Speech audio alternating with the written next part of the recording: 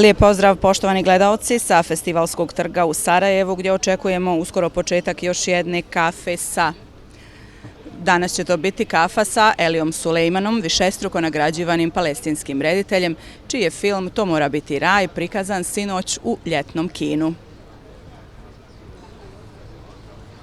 Film je inače premjerno prikazan u sklopu ovogodišnjeg takmičarskog programa Filmskog festivala u Kanu, gdje je osvojio specijalnu nagradu žirija. U filmu, koji govori o domovini, sa kojom uvijek osjećamo povezanost bez obzira kako daleko odselili, pojavljuje se i sam reditelj, a jednu od uloga ima i Gael Garcia Bernal, također jedan od specijalnih gostiju ovogodišnjeg festivala. U nastavku, dakle, kafa sa Elijom Sulejmanom.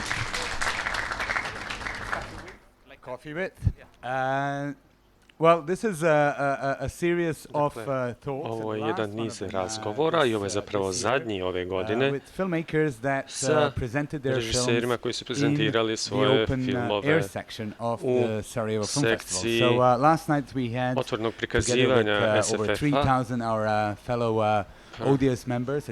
Prošle godine smo skoro 3000 ljudi dali priliku da gledaju filmove. Reakcije publike su bile fantastične ove godine na vaš film i prikazivanje je bilo jako lijepo, to je bila jedna lijepa, topla sarajevska noć. Mi ove razgovore radimo zato što je Open Air Cinema prevelik za odgovore i pitanja, pa se onda sastanemo ovdje da popijemo kafu i porazgovaramo. To je u suštini jednostavno prilika za pitanje i odgovore. Za one koji me ne znaju, ja sam Jovan Marjanović i vodim Silek Industry Days program SFF-a i što se tiče svih informacija, radio sam sa Elijom na nekoliko stvari, a među njima i film koji ste imali priliku vidjeti sinoć, ovo mora da je raj, što je svima bilo zadovoljstvo in Sarajevo finally after Cannes. But Elia, can we talk a little bit about how this project came about? Why this was your fourth film? You don't make films so often in terms of time, solely. In terms of need, I think you do them when you need. But tell us about this. You know, how did you make the decision to make this film exactly? Where does it lay in the rest of the body of your work? I gdje on leži u odnosu na ostatak vašeg rada. Sviđaju mi se pitanja na koje ne znam kako odgovoriti. It's difficult to really know when. Teško je znati. First of all, yeah, I mean, I don't make many films. Prvo da, ja ne pravim mnogo filmova. For several reasons. I to iz nekoliko razloga. One of them, jedan od njih je da discovering gradually. Polako, postepeno. It's because I'm also lazy, not necessarily because of a conceptual or political or aesthetic reason. It's just because I like to spend my days daydreaming and practically doing as little as possible.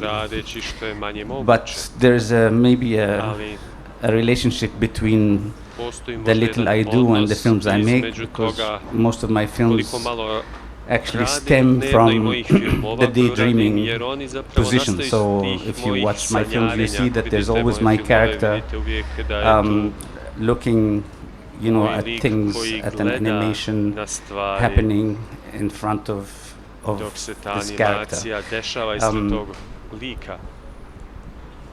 I don't really know how to make films other than from the way you see, which is ideas that stem from a very sort of personal experience of some sort. And in order for me to pile, you know, and bring so many notebooks and so many ideas, of course it takes quite a long time. And I do not also initiate my films from an idea. It doesn't work that way with me. I don't know how to do that. I only receive the ideas, which means it's through the observations that I make myself in notebooks that I start to actually feel what it is this film is going to be about. So it doesn't, stem from the notion of, okay, I want to make a film about such and such a situation or about a certain personality.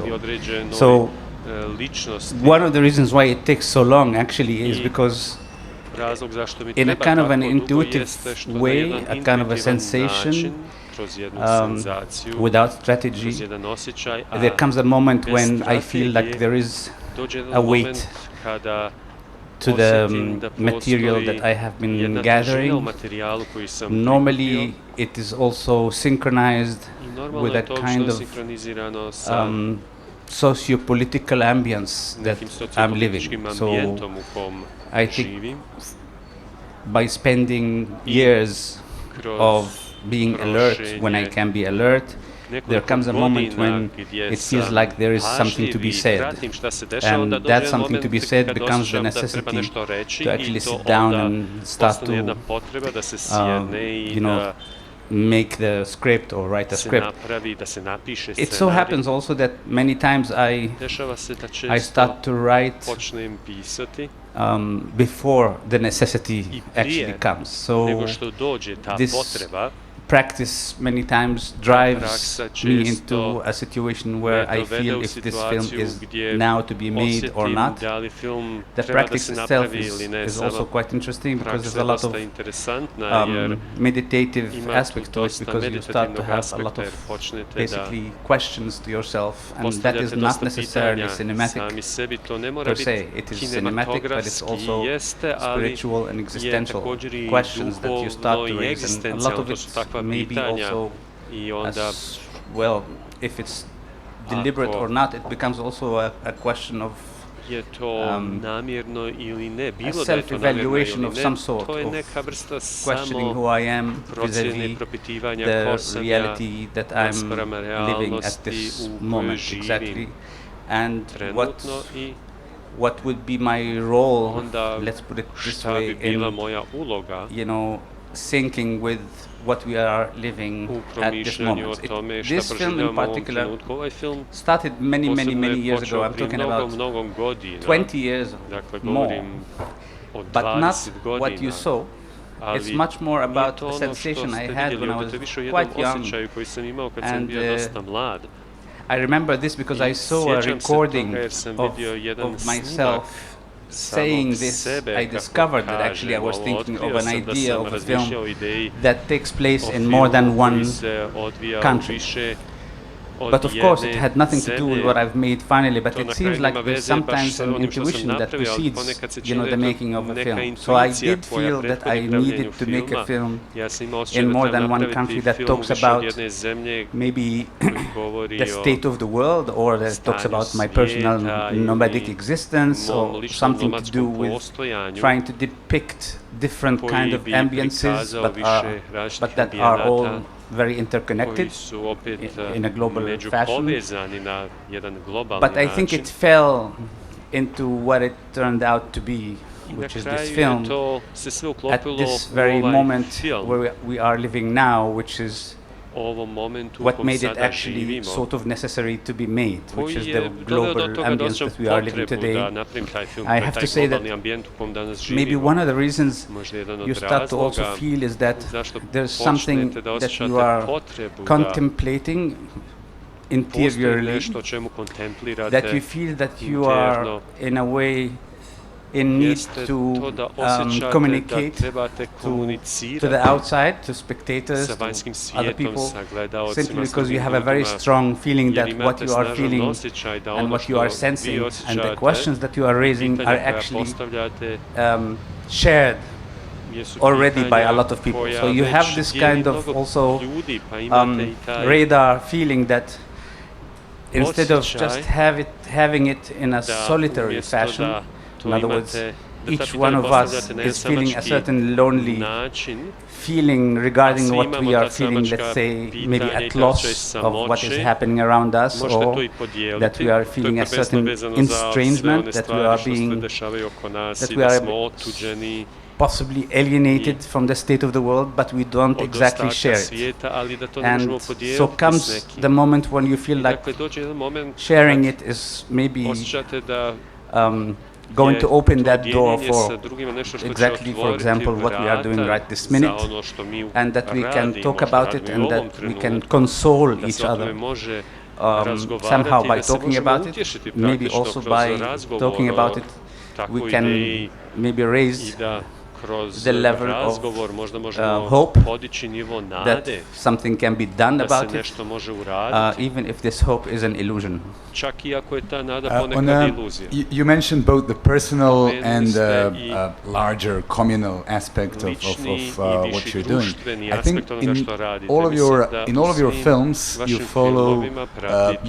All of your films have a lot of autobiographical elements that have to do with your family, with your hometown, Nazareth, the house, the character, and of course it connects to a wider national or community, sort of both in terms of the city and the nation.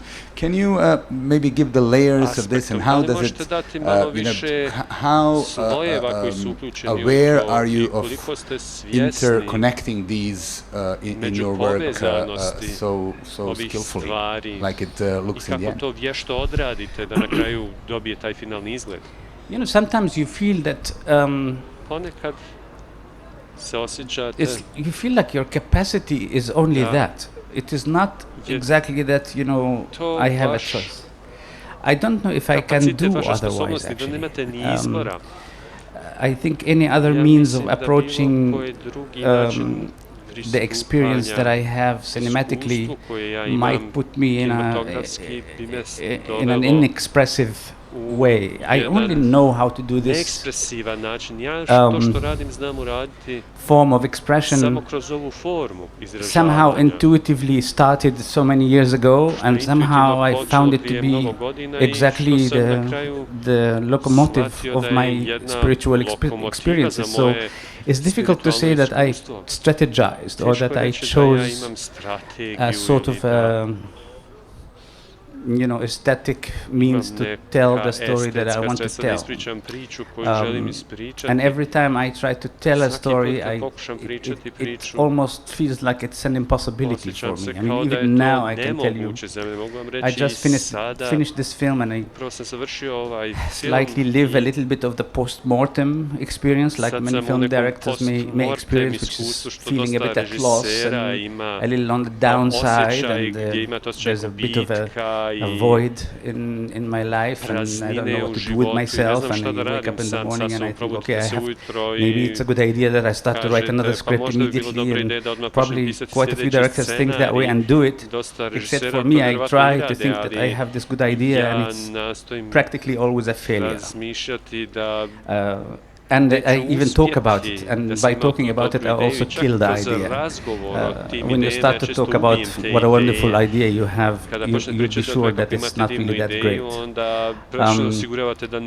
But I think that in a way, it has to come from the outside. I never thought, well, now I'm almost certain that whenever an interesting idea comes, not of a whole film, but also of some sort of trace of something, it definitely has something to do with the outside world, and not necessarily just from contemplating any kind of a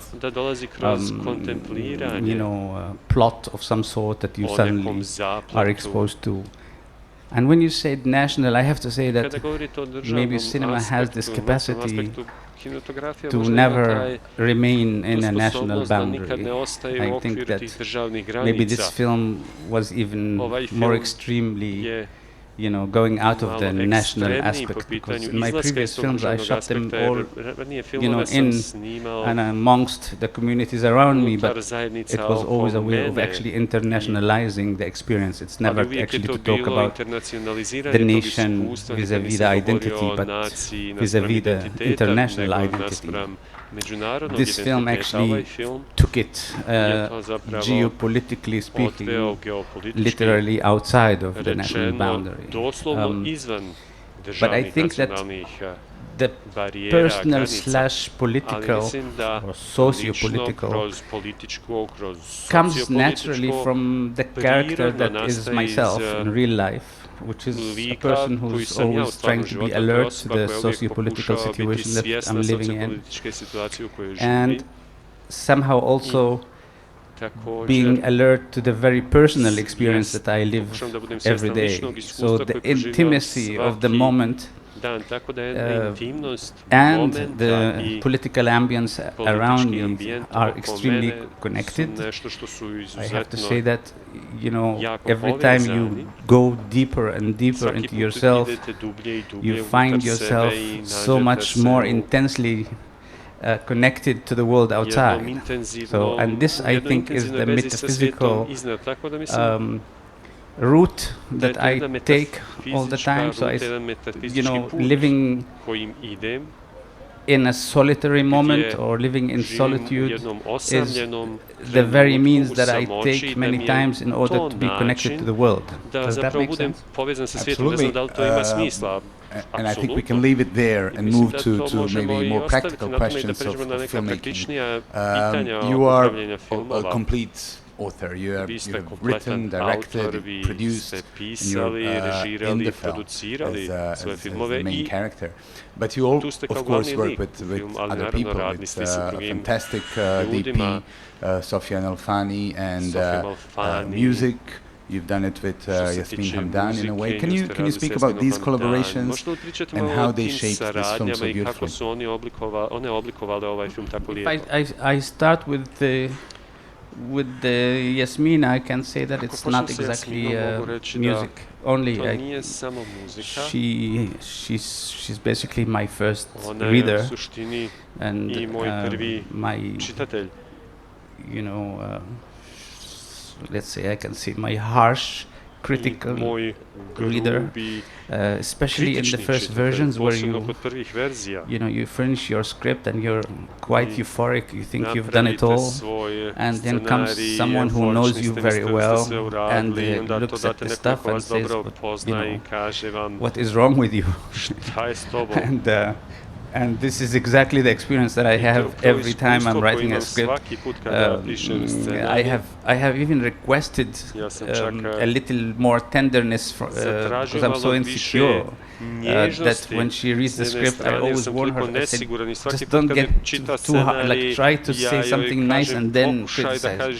So slowly she learned this, but very badly, because she starts by saying, oh yes, I like it very much, it's very nice, except for, what did you do this? It's terrible what you've written. So it always ends up being the same. And of course, you're always on the defensive. You start to be aggressive, and you say, "No, you don't understand." You know, whatever. You know, you start to explain your script as if it was, you know, not comprehended by her and all that. So she's terrible, which helps a lot. Of course, then the other stuff comes in, which is the music. She's like more like an advisor who comes in because she knows precisely, you know, where I'm going, so she can always bring in. She's an archivist, so she can dig tons of music and put it in front of me and see where it can, you know, sync with the idea of the film. I think that when you shoot a film, to talk cinematographically, for example, with Sufyan, I have never worked with him before. I didn't even know him. It's really quite an interesting story here, because I had a cinematographer that I was basically going around and trying to create some kind of bond and some kind of communication as to what we want and all that. And one day I received a phone call of a friend, of mutual friend, and says, oh, that Sufyan is coming to Paris and he would like to meet with you. And I say, yeah, sure, you know, give him the phone number. And then I hang up and I think, that's interesting. I don't know what happened at this moment. I raise, you know, the phone call, and he's in Tunis, and I ask him, you mind coming to Paris for a couple of days? I would like to go around with you in the streets and chat. And he said, yeah, sure. I said, when? I said, now, just fly. So he flies to Paris, we go around, and I try to break down one scene, just like haphazardly, okay, I have this scene here, let's talk about it a little bit, just like that, like a chat. And he starts to communicate the scene visually, and practically 2 hours after, I phoned the production and said, okay, I've changed cinematographers, I'm shooting with this guy. It just worked that way. Without any further discussion, we started to work instantly, and really the rest of the film was this kind of communication. It doesn't work all the time like this, so just in case there are some people who are going to make films here, don't do that, because it can be disastrous. So it just worked one way, that way, but it doesn't work very often that way. In terms of producing the film, it was obviously a complicated production. You know all about it. I know a bit about it, but there are a few things that I don't know anything about, so you can also enlighten me. First of all, is emptying Paris in that way. Let's start from there. When I said to the production that I want to empty Paris, they looked at me like I'm, this quasi artist sort of guy, with a pompous attitude. Like, they told me nobody emptied Paris, this is a very touristic place, this is extremely, and the police will never give you a permission, the mayor is going to tell you to go home, and this is like a lot of money. Paris is tourism. So from the beginning, they raised the question of whether we are going to be able to shoot in Paris. So the first thing is, do you mind if we go? I said, no, I want the center of Paris to be empty. The Louvre, every touristic place in the world has to be emptied. They laughed practically. They told me it's not going to happen. When we went to the mayor's office, there's a guy, who's in charge of giving you permissions to shoot. It's just a strike of luck, because the guy from the production with me was going to start to compromise and beg for the little we can get sort of attitude, knowing that this representative from the city is going to say no this, no that, no. Because, I broke shots in a way that is really going to make it impossible, such as putting the camera in the middle of an avenue. You don't do that normally, because you have to, there's traffic, and it's a big city. So the guy started telling me, okay, we don't have to put the camera in the middle of the street. And I said, yes, we're going to have to put it in the middle of the street. I broke down the shots this way, it's going to happen this way. And then the guy was just listening very patiently, and the production guy with me was, and this scene, we don't have to put the camera. I said, yes, we're going to close this avenue and close the street. And then finally this guy said to me, do you want to close this avenue? I said, yes. I said, and you want to do this? I said, yes, I want to close all of this, the center of that, the center of this, the Louvre. He said, okay. Do you want to close the Champs-Élysées? I said, no, I don't have a scene in the Champs-Élysées. He said, write a scene in the Champs-Élysées and I'm going to close it too for you. So he emptied Paris, basically. It turned out to be a fan. Simply. He told me at the end, he said, I have one condition. I said, what? Can I come to the set? Because I love your film. I said, of course, come to the set. So then the police was also mobilized, and all the poor Parisians who parked their car wherever I'm shooting had to pay a lot of money to be towed, and we just emptied almost everywhere. At the Louvre, for example, I couldn't believe it. Sometimes I would arrive on the set and say, where is everybody? The Louvre receives like tens of thousands per day. And in fact, the Louvre also collaborated. Turns out the woman who is responsible for the cinema department also knows my films and she loves my films. And she came to me one day and she said to me, "Okay, we put all the tourists to go enter from another place. The cars were not allowed. It was a desert. I mean, the Parisian crew that was there was really like looking around, like how come there's not a soul inside? And the police was blocking the major K routes and all that. And I was just an arrogant director, not even being impressed. And then the woman of the Louvre comes out and she said, "How come you're not shooting the pyramid?" I said, "Because there's copyright for the architect, you know, he takes like 20,000-30,000 more euros for just taking a shot of the..." And she said, "Shoot it, we'll pay." Okay. That's where the shot of the Louvre comes in, you know, it was just for free. Normally you cannot go there at all. So it was just lucky. And also the crew, the French crew was really unbelievable crew. I mean, I think this was the first time I've ever shot with a team that was really so incredibly inspired. What's interesting about I may have been lucky this way too. I mean, not every production team is the same, but I had really the luck of having such incredible cinephile people that they knew a lot about cinema and they were quite involved.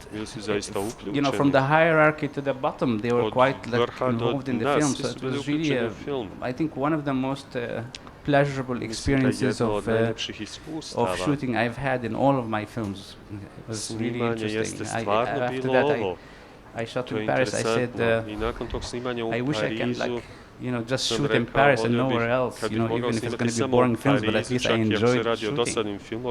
Nice catering and everything. Oh yeah, with wine. You know, there's always that special bottle for you because you're the director. I like that. Traditions. But technically, staying with the locations. Obviously, well, big part of this film is shot in Nazareth. Speaking of the Palestinian filmmakers within Israel, there is more and more, I would say, voices coming out and making films.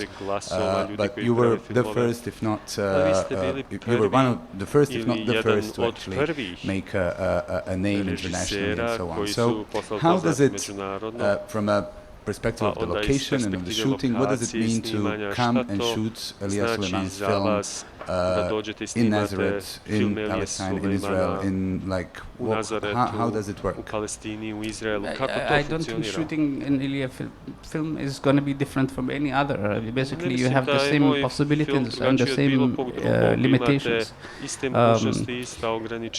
and the same regulations. I mean, what we face in shooting in Nazareth or in any other city basically is just complete logistical regulations. There's the police. It's not at all like when you're shooting in more chaotic, let's say if you are under let's say military occupation, direct occupation, you're in trouble. I've been through that, and it's really hard because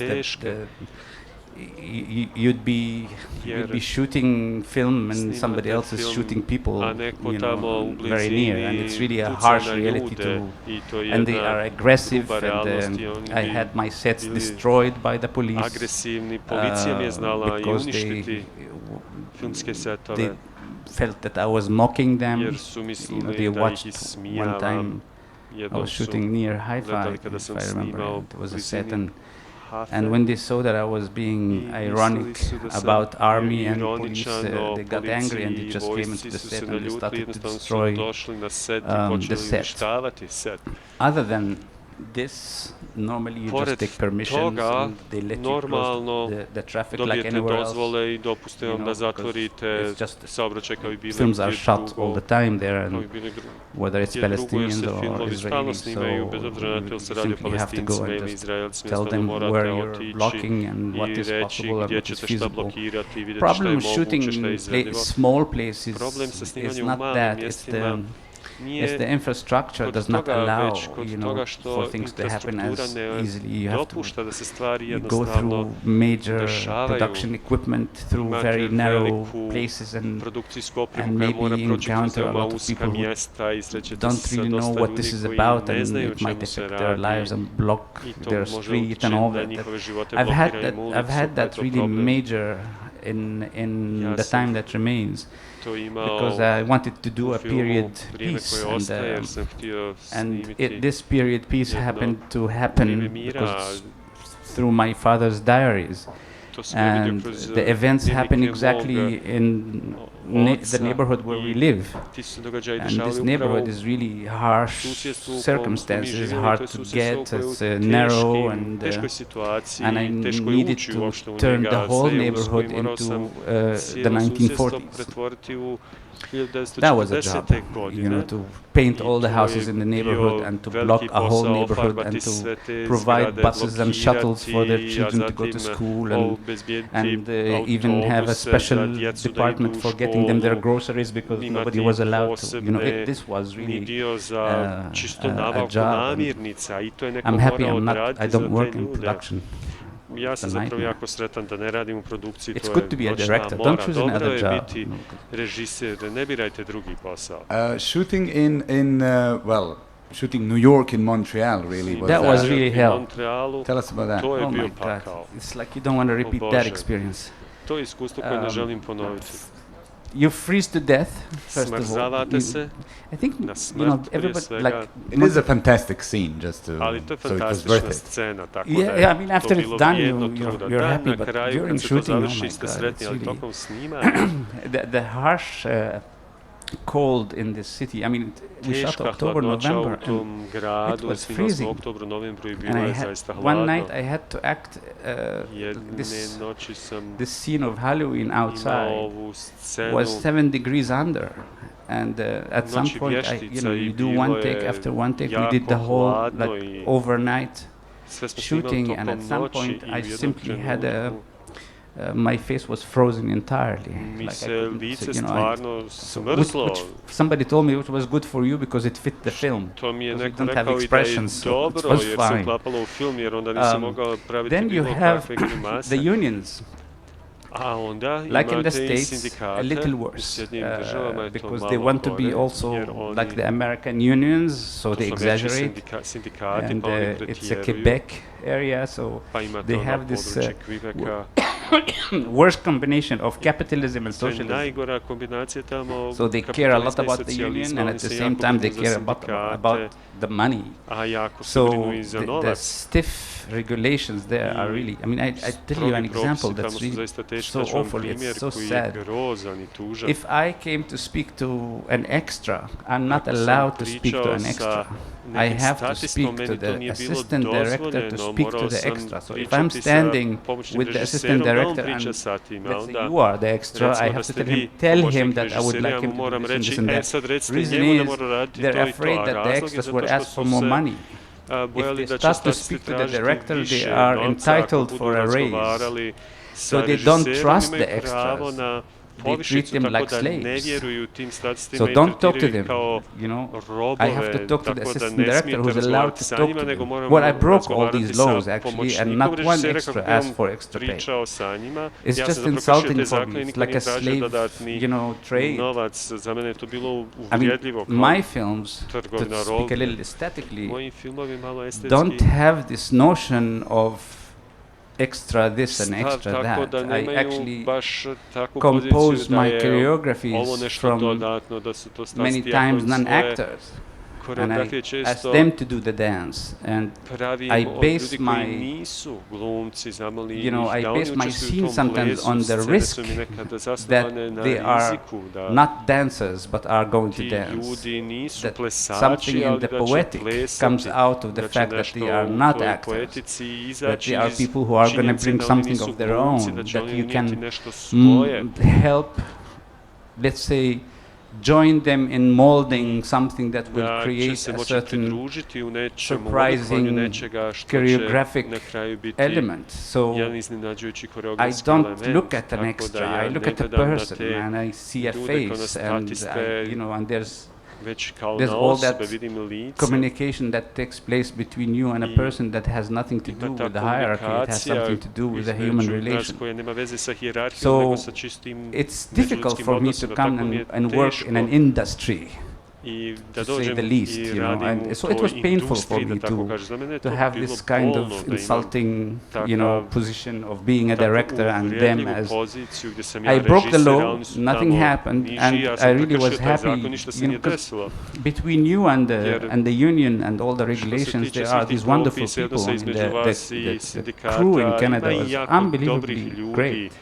And the people who came to the set were very generous. Like in many places, they are generous, they want to enjoy themselves, they want to create something with you.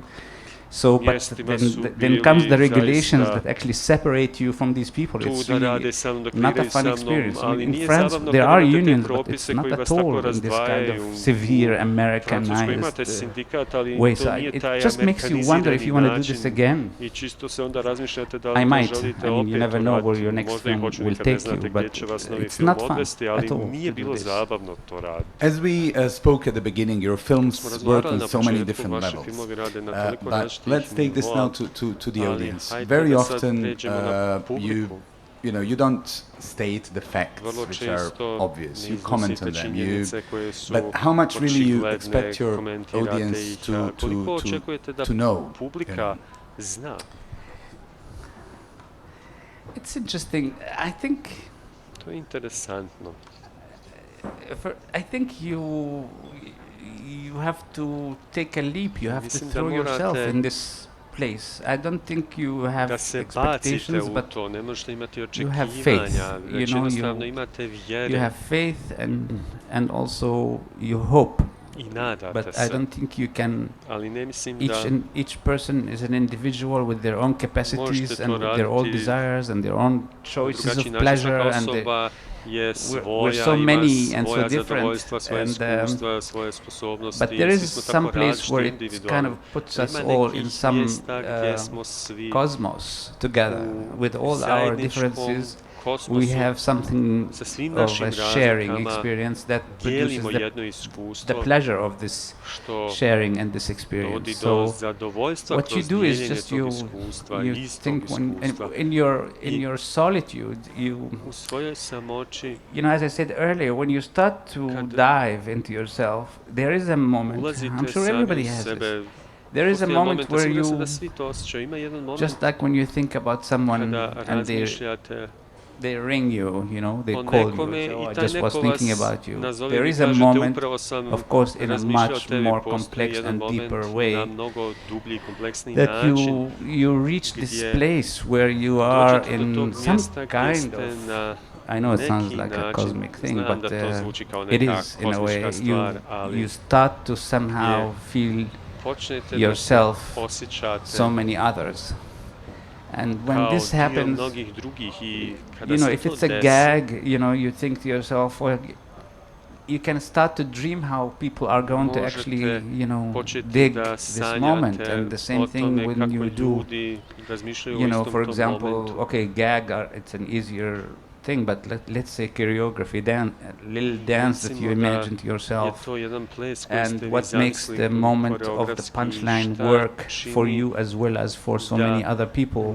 Of course, there's no way of knowing, but the more precise you become, the more alert you are, the more sure that somebody else is going to be in the same cosmos that you have now, not created, but through yourself into. If I was sitting and listening to someone like myself saying all of that, it might sound a little hippie, like a bit too religious. But I think there is something quite religious about the experience. There is something that connects you to some sort of non-verbal language that each one of you, I'm sure, has, except for some of us don't pay attention to. And non-verbal communication is quite a sea of beautiful images and the sounds that puts us many times in a place where we stop time. You know, we live it now, and we live it, and it becomes sometimes even a euphoric moment that makes us sigh and makes us breathe, a good moment of imagination.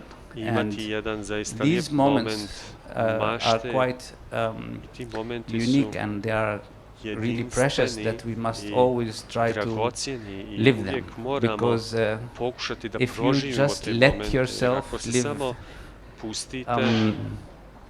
horizontally, just by following the everyday life that we live in communities, and you must, I'm sure that you all feel what I'm feeling. Sometimes when you let yourself go in the flow, between quotes, you have lost a moment of the pleasure of living. And if you don't feel it, and if you don't feel what I'm saying now, test it to yourself, because when you pass this moment, many times, some of us at least, there is a little streak of guilt that comes into your soul that actually talks to you and tells you, you know, to use your time more pleasurely, rather than just let the time take over your life. You have to actually try to do the opposite. You have to be alert to every moment that you live, so that you live it more intensely. What I'm saying now is cinema is just exactly the way I work. Many times I feel guilty, most of the time I feel guilty for letting myself just waste away so many precious moments. I'm terribly sinful, because I like to also not just daydream, but I also have a lot of pleasure drinking alcohol. So you can imagine that, and I'm a real professional at that. So I smoke and drink and forget and all that. But even then, sometimes you are a little tipsy, like when you feel something poetic that entered through the cause of the alcohol, which is fine, you know, and you think there is something tender about what the bottle of wine, you know, caused for you. But most of the time, if you sit in a, I'm talking about myself, but I'm saying you, but in fact, well, you know what I mean. Poštovani gledaoci, zbog naše programske šeme odjavit ćemo se iz prenosa posljednjeg ovogodišnjeg izdanja Kafesa. Nastavak možete pratiti na našem web portalu, a također tu su i ostali festivalski programi koje smo pripremali ovih dana. Ostanite uz BHT1 i danas nastavljamo specijalni program sve do večeras, kada smo uživo na dodjeli nagrada Srce Sarajeva od 19 sati i 30 minuta. Sa festivalskog trga za sada toliko. Ugodan dan. And you watch the people passing by, you are, I'm sure, up to some kind of looking at the world dancing in front of you at some point. And I can guarantee you, if you try it, it works. Not all the time, but when it works, and then when it works, it's really great. I think we have a bit of time for questions, not so much.